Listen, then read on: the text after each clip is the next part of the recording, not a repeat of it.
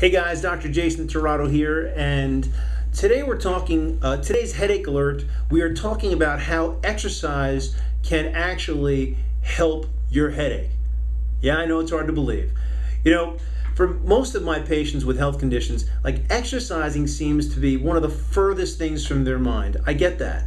And for migraine sufferers especially, and I suffered from migraines as a kid, exercise itself can actually be something that could almost provoke a headache episode or an attack.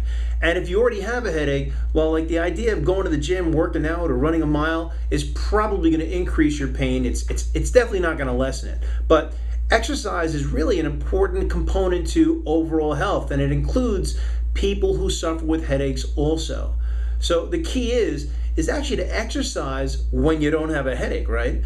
And to really manage those exercises that your spine is never overstressed, it's never overworked, and to really just make sure that you have really good flexibility of your spine before you begin doing heavy exercises and taking on heavy workloads. So you guessed it, right? That's where chiropractic treatment comes in. Right? The bottom line is that your spinal flexibility is really important, and it's important in maintaining very good posture and assuring that the nerves that come from your brain and through your spinal cord actually transmit freely throughout your entire body and communicate with everything in your body. And if you have a spinal problem, or maybe if you have a pinched nerve inside your spine, you're going to find that this may interrupt the signals or the normal signals from the brain and the nervous system to other parts of your body, and that may be causing a headache in itself. So you may want to consider getting adjusted maybe before doing some strenuous exercise, just to make sure that you have very good spinal flexibility. And after a hard strenuous workout, just like a lot of premier athletes, it's also a great time to go and have your spine adjusted as well.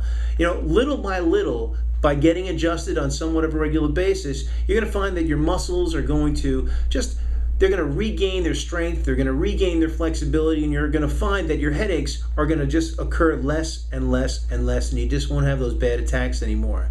You know, other points to consider, in addition to good chiropractic treatment and good spinal health, are getting adequate amounts of rest and sleep, and to avoid like overtraining, because sleep deprivation can really provoke and start a headache or even a migraine headache. So just also pay attention to water intake, because being dehydrated can also trigger migraine headaches in people and more headaches. The bottom line is this.